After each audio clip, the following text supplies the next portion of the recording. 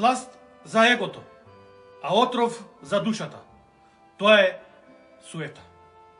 Ајде здравоживо, браќа и сестри мои македонци. Зошто баш суета? Затоа што просто не гуши и уништува како народ. И уште потрагично што ја уништува нашата иднина. Затоа што суетата и ривалството ги уништуваат темелите на заедницата. Затоа што алчноста, суетата и горделивоста се корените на секое зло. И затоа мораме да елиминираме, или ако е тоа невозможно, тогаш да се потрудиме колку е можно да ја ставиме под контрола и таквите суетни лица да ги контролираме. Тоа и е мојата задача во овој блог, а и приоритетна цел на моите видео појавувања, ако сакаме да изградиме една и единствена македонска кауза. Мораме полека и мудро да ја градиме. Суетноста е само еден блок во оваа градба. Што е тоа суета? Суетата е всушност особина на карактерот, кој со себе повлекува превисоко мислење за себе. Јас, па јас и само јас и никој друг освен јас. Тоа е многу опасна формула, а тој поединец воедно представува опасност за општеството. А таа пак опасност лежи во тоа што тој поединец, тој суетен човек, не дозволува да има други добри луѓе околу него. Кај нив суетата доручкува, ручува и вечера. А додека пак незнаењето само ја разгорува суетата. А од сосема трета страна, поопасен за средината нема човек со повредена суета. Како што змијата нектарот на цветовите го претвара во отров, така и суетата сите добродетели ги претвара во пороци. Суетата, просто земено во однос на вистинската слава, е блуд. Преподобниот Варсанауфи е велики че рече: ако немаш плач на срцето, тогаш имаш суета. Инаку, суетата се смета за негативна карактеристика кај луѓето. Оние луѓе за кои можеме да кажеме дека се суетни, секогаш бараат потврда од другите за нивната вредност, за нивната значајност и за нивниот посебен висок статус во општеството во кое живеат. Зошто е тоа така?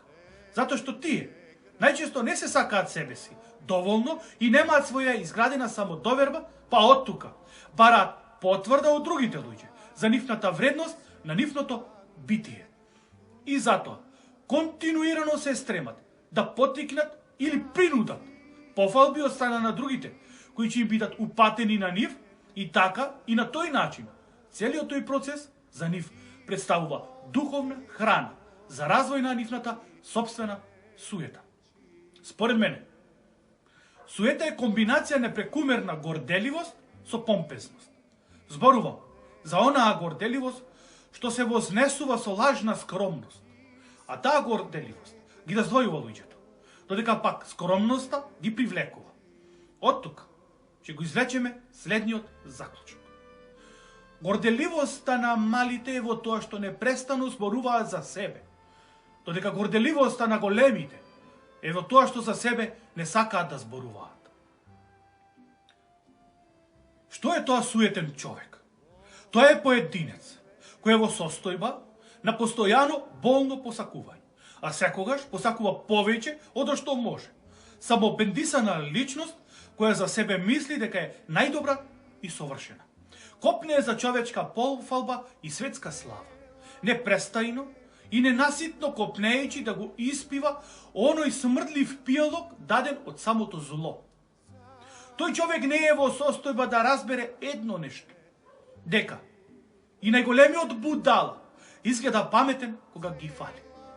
Таквиот човек станува лицемер, кој се прави дека живее добродетелно, надворешно гледано води благочестив живот, за другите да го видат. Глуми како на глумец на сцена.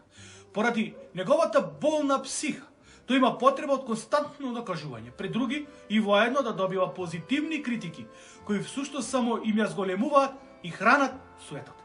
Жално, а реално е што околу нас има толку многу горделиви, надуени и суетни луѓе, што веќе не можеме да ги догледаме достоинствените, умните, вредните, вистинските, големи родолюби и вистинските патриоти. дури се потешко ги препознаваме оти се подалеку од нашата минливост. Како би ги препознале? Прво, претерано суетните личности се фалбаджи. Што ти е направиле вчера? Колку добро го направиле тоа? Каде, со кого, како и зошто? Обожаваат да збораат за себе си, а во реалност на никому не му е гајле. Барем не до толку. Второ, не може да трпи разновидни критики од страна на другите, затоа што секоја критика за нив представува знак дека подоцна ќе бидат отфрлени од другите. Трето, обожаваат да им даваат на знаење на сите, колку тие се интелигентни, колку многу се разбираат во секоја тема, колку добро се облакаат, колку добро изгледаат, на колку добри места искачаат, колку добра музика слушаат, едноставно тие се сметаат за совршенство. Четврто, друга особина е омаловажување и негирање на се околу себе. Тука спаѓаат сите мајка Терези, светци и светици, непогрешливи, сезнајковци и така натака и така натака. Затоа мораме ваквите лица да ги исфрлиме од нашето друштво и полека, и мудро. Затоа што тие и те како влијаат на нашата судбина. Од друга страна, сакам да бидеме и реални спрема себе и другите. Сите ја имаме помалку или повеќе суетата во себе. И тоа не е страшно. Страшно е кога суетата не може да се надмине. Кога почнува да влијае на ставовите, на одлуките, на животот и иднината на другите. Тоа е всушност некаква потреба да им докажеме на другите луѓе дека имаме некои вредности. Потреба за истакнување на себе си, потреба за љубов, внимание, восхитување од страна на другите луѓе. Но не и создавање на илузии, кои се далеку од реалноста, само за да ја прикриеме стварноста, во која сите ние имаме некои мани. Никој не е совршен. Некој е добар во една работа, друг во друга. Сега се поставува прашањето, дали навистина треба да се оптеретуваме со тоа што другите ќе мислат за нас и дали воопшто ќе мислат за нас. Мислам дека нема потреба да правиме нешто само за да се докажеме пред другите, туку да живееме што е можно посречно и да работиме на самореализирање. Нормално е дека секој сака да се представи пред другите во блескаво светло, најчесто преку формата. Значи убаво облечен и дотеран, за да направи впечаток пред другите, значи да биде сакан или сакана. Тој или таа е некој или некоја и мора да се има посебно позитивно внимание према него. И така се развива суетата кај таа личност. Дали може да се бориме и да ја победиме? Можеме само ако бидеме умерени и трпеливи, со молчење, со едноставност во однесувањето, во облекувањето и во храната. Да правиме добри дела, но тајно. Затоа што ако помогнеш на некоја премолчиш, ти си човек. Но ако јавно го објавиш лицето, која примило помошта, ти си обичен лицемер и ништо повеќе. Моje лично гледиште е дека секоја личност треба да има мала контролирана доза на суета, затоа што животот е борба. Ако немаш добро мислење за себе како личност и не се бориш, ти немаш цел на скалилата на животот.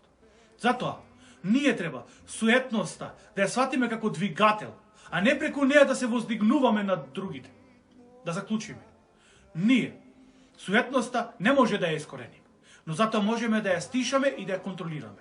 И мораме да научиме да не ги омаловажуваме луѓето околу нас, туку да ги разбереме. Ако впрочем сакаме да најдеме заеднички јазги со нив и да покасно не бидеме отфрлени од нив. Ако тоа го постигнеме, тогаш суетата е самирена или под контрола. Но кога се работи за македонска кауза, поточно кога се работи за Македонија, тогаш, брајче и сестри мои, мораме да научиме суетата да ја закопаме, затоа што во спротивно таа нас ќе не закопа. Да живее Република Македонија и македонскиот народ, каде да се наоѓа низ светот.